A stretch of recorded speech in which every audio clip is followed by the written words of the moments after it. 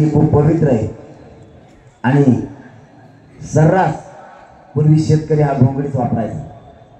पाऊस असो थंडी असो म्हणजे संकट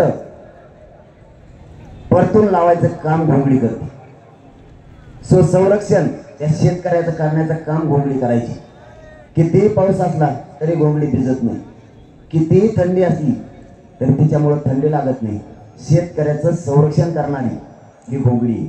म्हणून या गोर गरिबाचं रक्षण करण्यासाठी त्यांच्यावरचा अन्याय कमी करण्यासाठी या घोंगड्या बैठका आहे. आपल्या लेकराच्या न्यायासाठी मायबाप विसरू नका बरं का. तुमच्या लेकराचा अन्याय डोळ्यासमोर कायम राहू द्या. तुमच्या लेकराला आरक्षण लागतंय त्यासाठी तुम्ही काय कष्ट केलेत हे तुमच्या डोळ्यासमोर असू द्या. माझ्या विरोधात तर इतके उडलेत आता. कोणी मारून टाकीन म्हणतंय, कोणी तुकडेच करीन म्हणतंय, कोणी तर मग ट्रॅपच रचलाय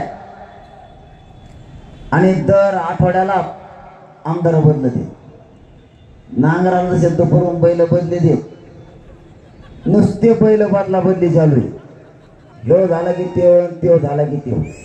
पण मी बी आता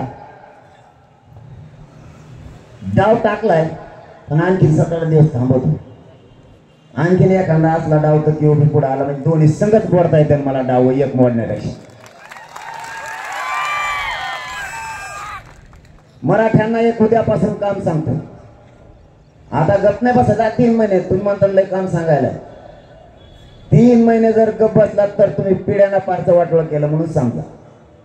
हे 2-3 महिने मराठ्यांच्या अस्मितेचे भवितव्याचे भविष्याचे सुद्धा आहेत. हे 3 महिने सगळे टाईट राहा.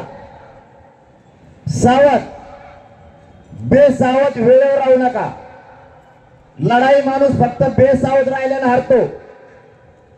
सावध जर राहिला तर कसलंही संकट किंवा कसली लढाई असो विजयाचा टिळा लागलाच म्हणून समजा. फक्त सावध राहा. आता बेसावध नको. उद्यापासून एक काम सुरू करा. आपल्याला या बीड नगरीतूनच महाराष्ट्रातल्या मराठ्यांना सांगतो, उद्यापासून महाराष्ट्रातले सगळे मराठे कामात राहा. प्रत्येकानं गावात जायचं. आपल्या 20-20, 30-30, 40-40 जणांचा टीम करायचा. त्या फक्त मराठा समाजाचे प्रश्न सोडवण्यासाठी. आपली लाट अशी झाली, हाक मारले की लाखानं कोटी निधी. तुम्हाला मेळ कसा पांगलाय ते सांगतो. कोणत्या सभेला बोलवा ते ग्राउंड ती जागा तुडुंब भरत. पण मला जे या 15 दिवसात अनुभव यायला लागले, गरीब मराठ्याला जर काम पडलं तर त्याने नेमकं सांगायचं कोणाला. एखाद्या बांधवाची जर आपल्या नोंद निघत नसली, माझी निघत नाही असं त्यांनी सांगायचं कोणाला. दुसरं जर त्याची नोंद निघाली, कोणता अधिकारी त्याचं प्रमाणपत्र देत नाही, त्यांनी ते सांगायचं कोणाला. जर एखाद्याची व्हॅलिडिटी होत नसेल किंवा दिली जात नसेल तर त्यांनी सांगायचं कोणाला. अनेक प्रश्न गरीबासमोर आहे. गरीब मराठा काय करतो, पिशी उचलतो, तहसीलला किंवा जिल्ह्याच्या ठिकाणी जातो. तो दिवसभर गेटच्या बाहेर असतो. त्याला कळतच नाहीये आता काय करावं. तो दिवसभर थांबून थांबून पुन्हा गावाकडे येतो.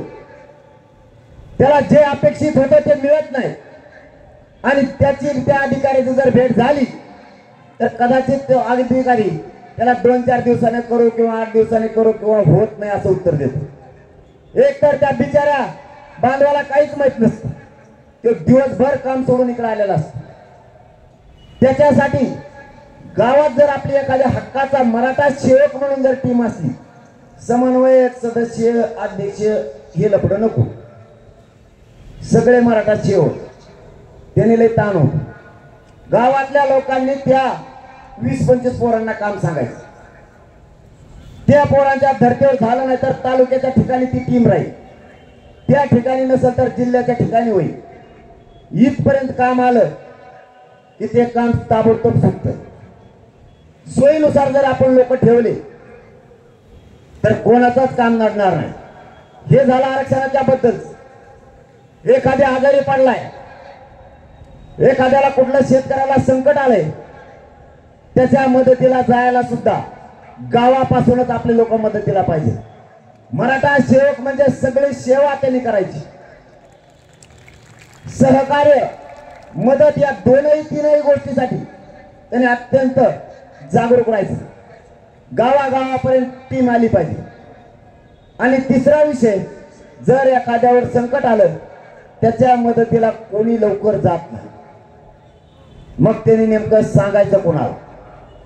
नुसता घोळका कामाचा नाही, त्यातून न्याय मिळाला पाहिजे समाजाला. झालायचं ना मराठा एक, तर सगळ्या ताकदीने आता समाजाच्या पाठीशी आपण उभं राहिलं पाहिजे. एकमेकाच्या मदतीला जायला हक्काचे लोक होती, ते 20, 25, 50 काय होतील एका गावातून. त्यांना कोणत्याही पक्षाच्या किंवा कष्टकरी शेतकऱ्याच्या माणसाने काम सांगितलं तरी त्यांनी भेद नाही केला पाहिजे. जे जे कोणत्या टीम मध्ये मराठा सेवक म्हणून असतील, ते कोणत्याही पक्षाचे असो, त्यांच्या समोर अगोदर, हे महाराष्ट्रासाठी सांगतो या बीडच्या नगरीतून, त्याच्यासाठी प्रथम समाज, नंतर पक्ष आणि नेता. त्यांनी त्या जातीच्या कामाच्या मदतीला तातडीनं यायचं. असेच लोक त्या टीम मध्ये घ्या. गरीब प्रत्येक वेळेस शहरात नाही येऊ शकत, गरीब प्रत्येक वेळेस तालुक्याच्या ठिकाणी नाही येऊ शकत. आपले प्रश्न गावात सांगण्यासाठी त्याला एक हक्काची जागा पाहिजे. त्या जागा आपल्याला आता गावागावात निर्माण करायच्या. एका गावात किमान 20 पाहिजेत, मग ते 100 झाले तरी चालते, पण 20 जण हक्काचे त्या लोकांच्या मदतीला पाहिजे.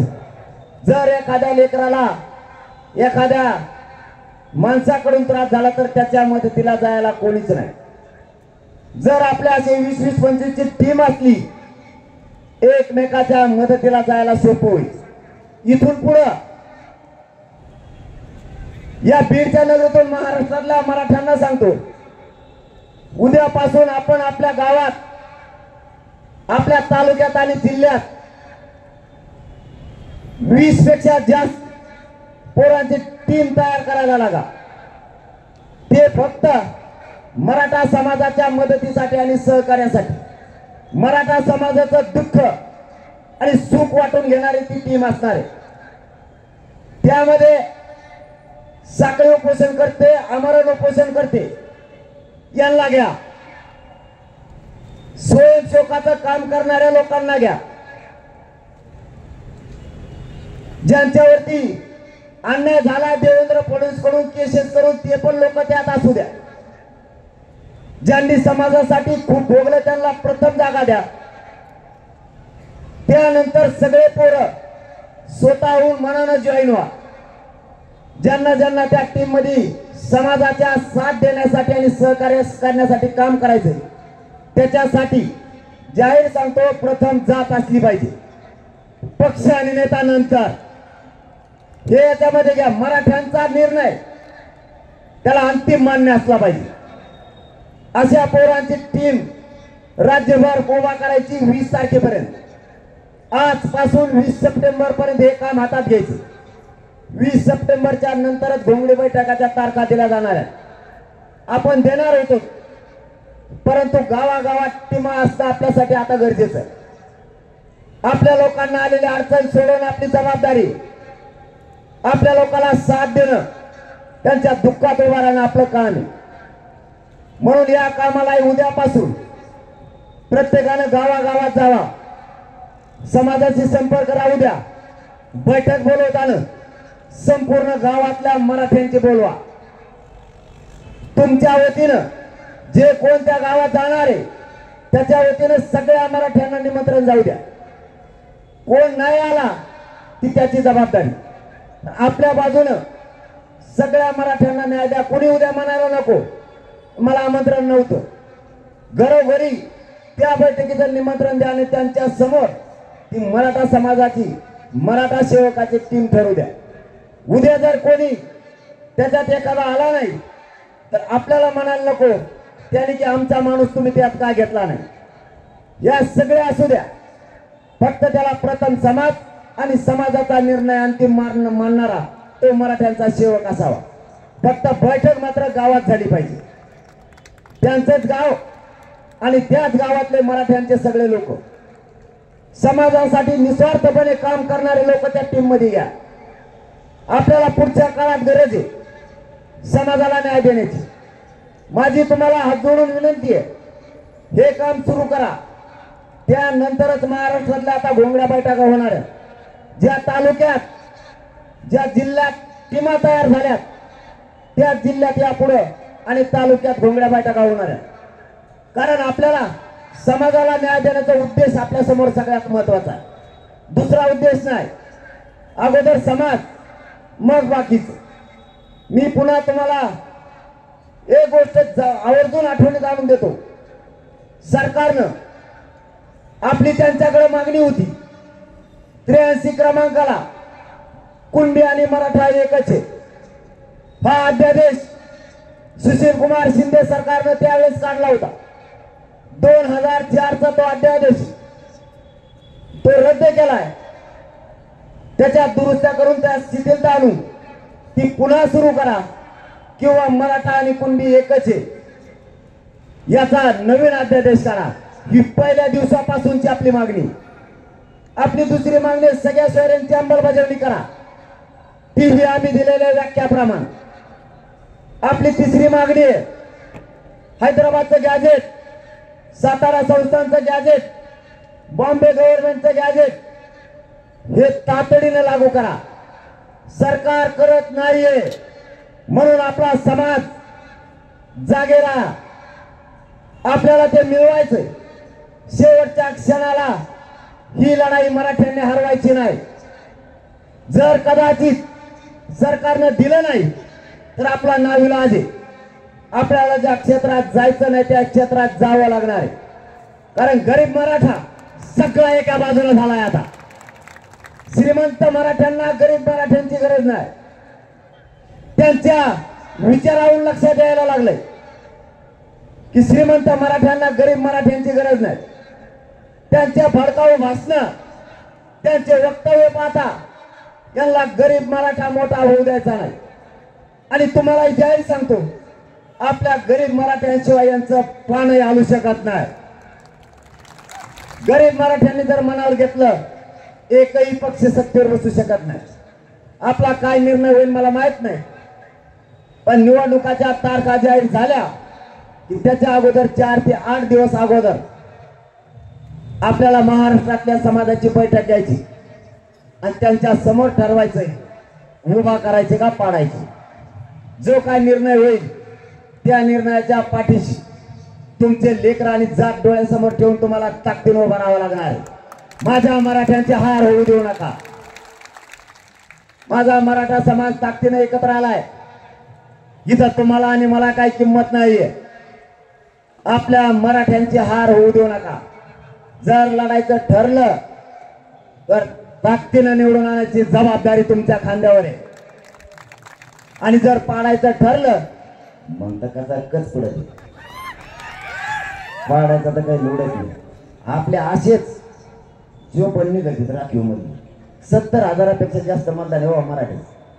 हे काय मतदार सांगा तुटक का लीड कुणाला? 1,70,000ची, अरे एक जणाची 5,000ची लीड तोडाली, इतका फेस पाडा होता। 70,000ची पुढे तोडीत 1,00,000ची लीड तोडणं सोपं आहे का?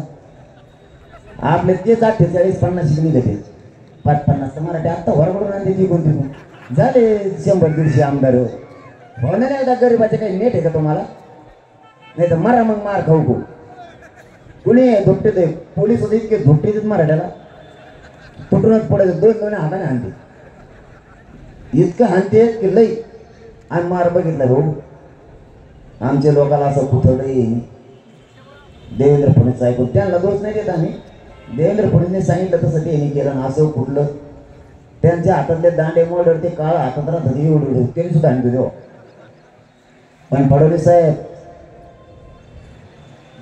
तुम्ही जरी तुमची मस्ती आमच्या अंगावर काठ्या चालून दाखवली असते ना, दिवस बदलते, रावणाची लंका सुद्धा खाक होऊन बसली. हिशोब होणार आहे. जोपर्यंत मनोज जरांगे जिवंत आहे ना, हिशोब होणार.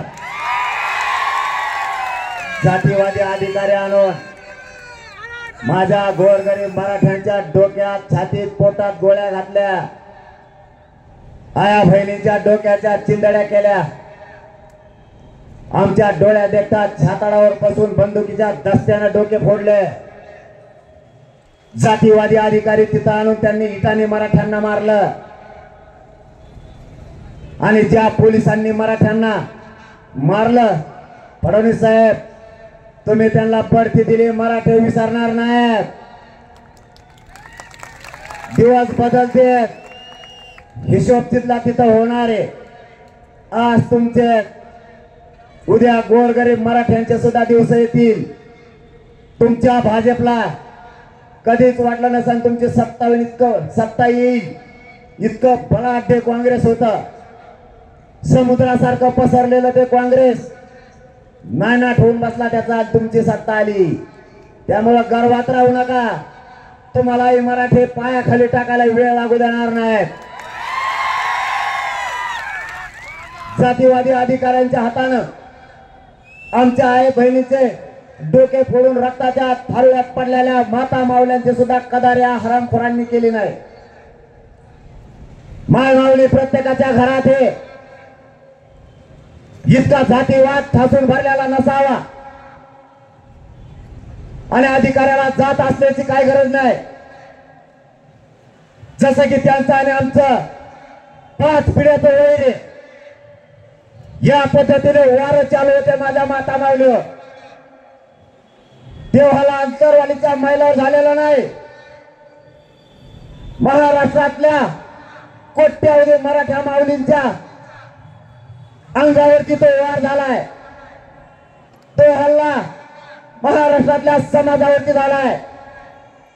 इतकी मगरुरी आणि मस्ती आणि एवढा जातीवाद अधिकाऱ्यात भरला हे आम्ही पहिल्यांदा बघितलं. पोलीस हल्ला करतात, लाठीचार्जही केला जातो, पण त्याला काही लिमिट असतंय. लाठीचार्ज आम्ही बघितलेत, हल्लेही बघितलेत, पण हा जीव घेणा हल्ला देवेंद्र फडणवीस जाणून बुजून मराठ्यांवरती घडून आणला. इटानं आणि दगडानं मारणारे पोलीस या देशात कधीच घडू शकत नाही. बंदुकीच्या दस्त्याने डोके फोडले, आया बहिणी लेकरासह रक्ताच्या थारोळ्यात पडल्या. त्या लेकराच्या किंकाळ्या ऐकून लोक बेशुद्ध पडत होते. इतका भयान हल्ला त्या लोकांनी अचानक केला. काय मिळाला फडणवीस साहेब तुम्हाला? आणि पुन्हा म्हणता आई बहिणीवरती शिवाय देतो. माझ्या आई बहिणीच्या अंगावरती तुम्ही हत्यारं चालवले. मी का शिवाय देऊ तुम्हाला? तुम्हाला तुमच्या घरातली आई वाटती. माझ्या आई बहिणीला काय इज्जत नाहीये काय? कोणत्या आमदाराला सांगता आमच्या अंगावरती जायचं? मराठे जर मागे लागले आणि मराठ्यांचा जर संयम सुटला तर हे आमदार मराठ्यांना चटणीला सुद्धा पुरणार नाहीत. मी संयमाने घेतोय. माझा मराठा रागीट आहे.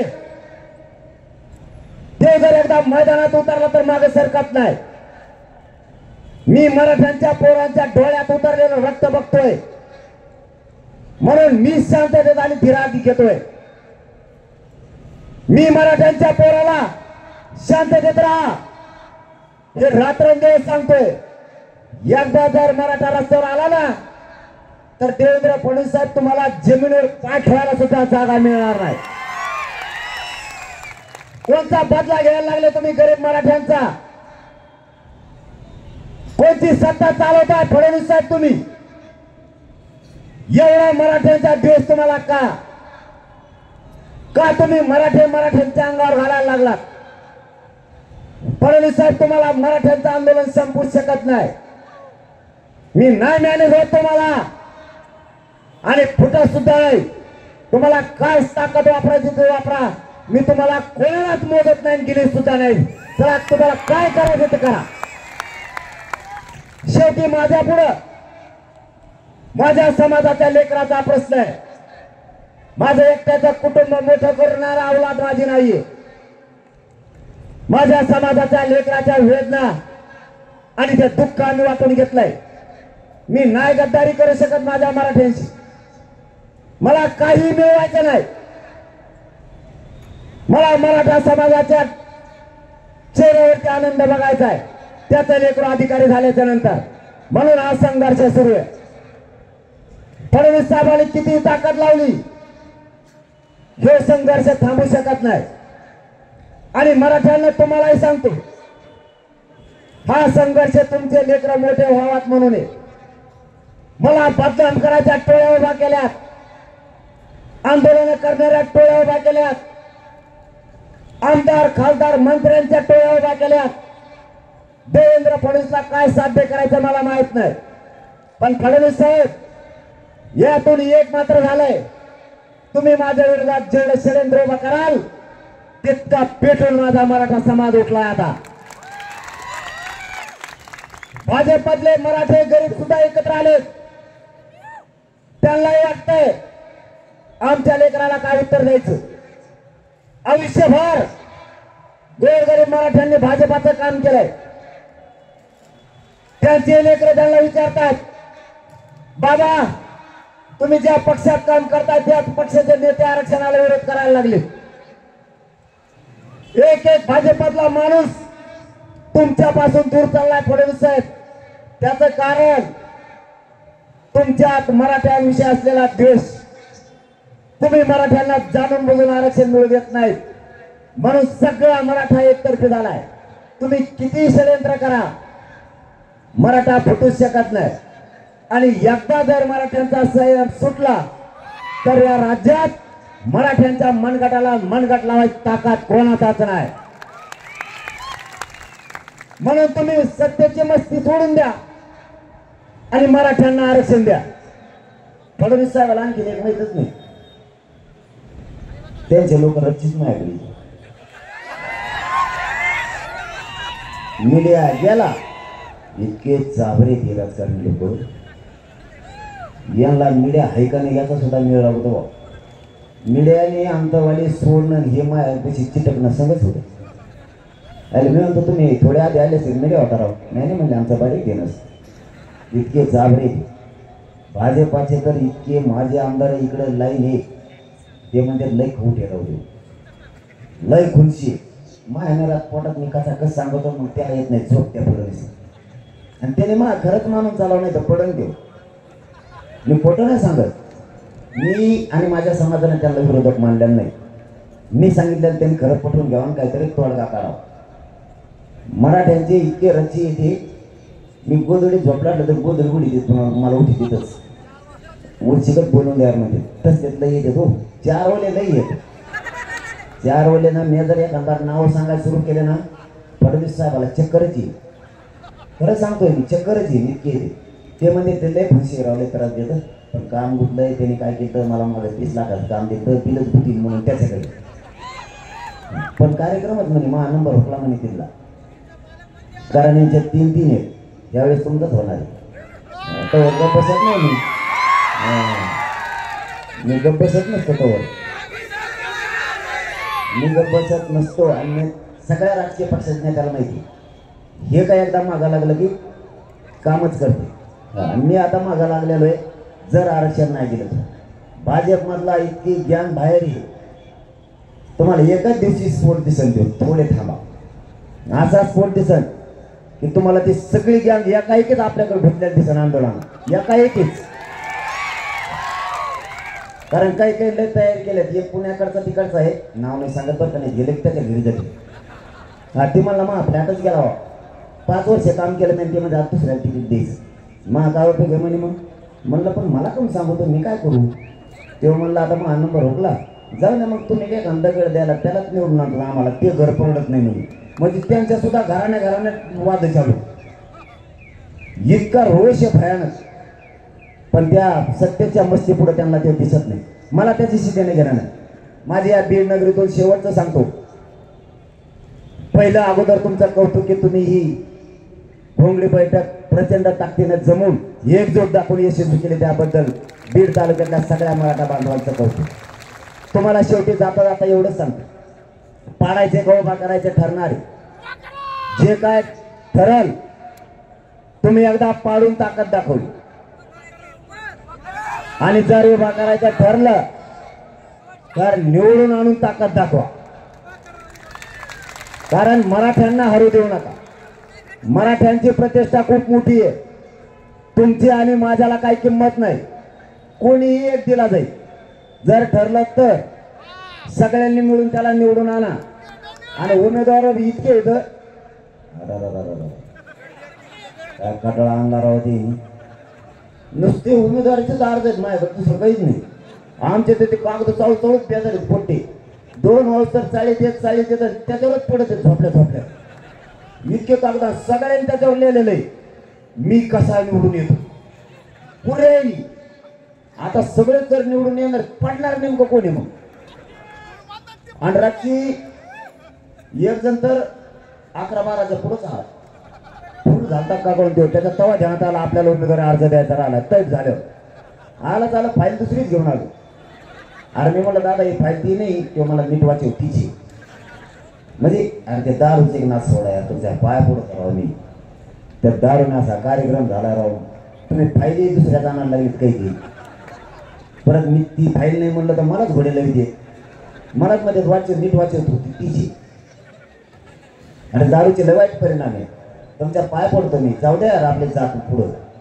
फक्त व्यसनापासून लांब जा. आरक्षण तर मिळाल्यातच जमाय मराठा. लय आनंदी जाते आपली. लय लय सुखी समाधानी होईल. थोडी चळचळ तर समजून घ्या. काय मिळत आहे तुम्हाला त्याच्यात राव. उलट आपलं खातं बिघडतंय सगळं. ती टाकल्यावर बांध फोडीत तुम्ही आधी फोडीत नाही. झाल्या का मारामाऱ्या सुरू 5-5 पिढ्या झाल्या आपले लोक बोला ना त्या बांधामुळे. तुम्ही चांगले असल्यावर तुम्ही देवावणी कोणीही म्हणतं मायला ही जर तुम्ही टाकलेली नसले ना देव मनुष्य राव. टाकल्यावर तू तसा कमी होतो ते घेऊच नको ना. आपली जात मोठी होईल. जातीवरचे संकट कमी होतील. फक्त व्यसनापासून लांब जा. आणि उमेदवार कुणी असो एक देणारे जर ठरलं तर सगळ्यांनी पटत नसलं तरी डोळे झाकून त्याला एक शिक्का मराठ्यांनी मतदान. तुमचं त्याचा पटत नसलं त्याच्या तोंडाकडे बघू नका. मी आजच सांगतो तुम्हाला. पण मतदान सण हा ना. आणि त्याला एकदा निवडून दिलं की त्याने काम नाही केलं की माझ्याकडे मी कचाकच घोडे लावून काम करून घेतो. आणि उमेदवार किती असले तरी आपल्याला राजकारण करण्यासाठी उमेदवारी करायची नाही. समाजाचे प्रश्न सोडवण्यासाठी आपल्याला त्यात नाविलाजाने जायचं. राजकारणात जाण्यासाठी आमदार नाही व्हायचं. समाजाचे प्रश्न सोडवण्यासाठी जर ठरलं तर आणखी लय मसाला बाकी 20-22 लाख मराठी येणार आहे त्या बैठकीला. ते काय लफडं दिवसभर चालणार नाही हा नाही हा. पण तुमची कमाई एकदा का पाडा म्हणला ना नुसतं मी पाडा म्हणलं नाव घेतलं का कोणाचं. मला ध्यान जातीवादी म्हणते त्या. मी जर जातीवादी असतो तर परवाच्याला शंभूराजे देसाई साहेबांनी एक निर्णय केला. जसं एसीबीसी साठी व्हॅलिडिटीला 6 महिन्याची मुदत वाढ होती. कुणबीसाठी सुद्धा पोरांना अडचणी यायला लागल्या म्हणून 6 महिन्याची व्हॅलिडिटीला मुदत वाढ द्या म्हणून सांगितलं. पण सांगताना हे सुद्धा सांगितलं सगळ्याच ओबीसी साठी करा. लेकरांनी काय केलं ओबीसीच्या गोरगरिबांनी प्रत्येकाला गाडी अडचण येते व्हॅलिडिटी. त्यांनी ओबीसी साठी 6 महिन्याचा निर्णय घेऊन टाकला व्हॅलिडिटीचा. तरी मला जातीवादी म्हणला. मुलींना मोफत शिक्षण करताना फक्त मराठ्यांच्या मुलीला करायचं होतं. मी तिथं सांगताना सचिवांच्या आणि मंत्र्यांच्या समोर सांगितलं होतं ओबीसीच्या गोरगरिबांच्या लेकीनं काय केलंय. छगन भुजबळ जातीवाद पसरवितो. ते संस्कार मराठ्यावर नाही आहेत. सगळ्या जाती धर्माच्या लेकींना मोफत शिक्षण करा, तोही तयार मंजूर करून घेतला. तुम्ही जातीवादी म्हणता कसे? तुमच्या सोयीनुसार तुम्ही राजकारण नका करू. आम्ही नेत्याला सोडत नाही, त्यांच्या बिन आमच्या. पण गाव खेड्यातल्या एकाही ओबीसीच्या बांधवाला पण आतापर्यंत दुखवलेलं नाही, एकाही, आणि आयुष्यात कधी दुखवणार सुद्धा नाही. सगळ्या गोरगरिबांचे काम मराठी करतात आणि त्या पुढेही करतील. त्यांच्यावर मराठ्यांकडून कसलाच अन्याय होणार नाही याची खबरदारी गावागावातला मराठा घेतो. फक्त तुमच्याकडे एक जबाबदारी, एकजूट फुटवून देऊ नका. बाकीचं सगळं मी बघतो. देवेंद्र फडणवीसांना काय षडयंत्र करायचे ते बघतो. आणखीन तो दरेकर मामा उठला पुन्हा नवीन एक, आता आणखीन लय येत. आता ना खरं सांगतो तुम्हाला, हे मराठीचे खिशे देतो असले तर करायला लागले मराठीचं. चालता चालता यांना कुंकड पाडून टाकी, मेळ बी नाही लागला. आणि आता ते येतं नसते त्या बरी, याच्यातलं ते एकही येत नसता. किती ताकद लावली ते. शेवटी जाताना एवढंच सांगतो, भावनिक होऊ नका आणि जात आणि लेकराला विसरू नका. वेळेवर जर त्यांच्या वेदना विसरला, लेकराचे होणारे आरक्षणामुळे हाल जर विसरला आणि नेत्यालाच मोठा करायचा प्रयत्न केला तर तुमच्या जातीचा आणि लेकराचा वाटोळ झाला म्हणून समजा. वेळेवर भावनिक होऊ नका. ही वेगळ्या योजना आणतील. आता आणली बघा ती लाडकी बहीण, चांगली ती योजना, चांगली, काय अडचण. पैसेच आपले. देवेंद्र फडणवीस काय नागपूरचं वावर ऐकलं त्या आपल्याला पैसे दिले, आपलेच पैसे. ते पेन घेतला तरी जीएसटी कट होतोय, बिस्किट पुडा घेतला तरी कट होतोय, काही घेतलं की कट होतोय. पैसेच आपले. घ्या, ती चांगली योजना आहे, काय अडचण नाही. पण फडणवीस साहेब, मला एक प्रश्न पडला, तुम्ही लाडक्या बहिणीला 1500 रुपये दिले, चांगलं केलं, ती चांगली योजना आहे का नाही ती पुढे बघू. घ्या, ते आपले लोक बी घ्या, सगळे कामाला घेऊन पुढे. पण एक प्रश्न आहे, लाडक्या बहिणीला पैसे दिले पण भाच्याला आरक्षण लागते, त्याचं काय?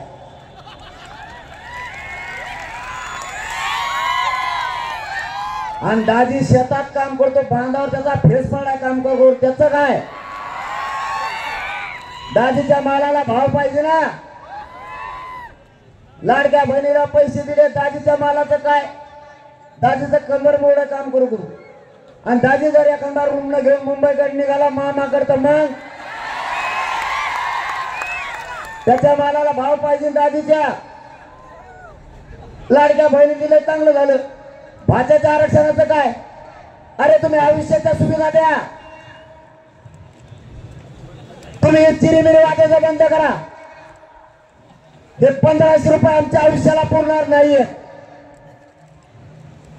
आम्हाला आयुष्याच्या सुविधा पाहिजेत. यासाठी या मराठ्यांचा आक्रोश आहे.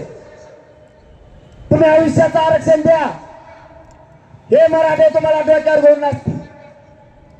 शेतकऱ्याला आयुष्याच्या सुविधा द्या. करा शेतकऱ्याची कायमची कर्जमुक्ती. हे नाही करणार, 1500 रुपये देणार.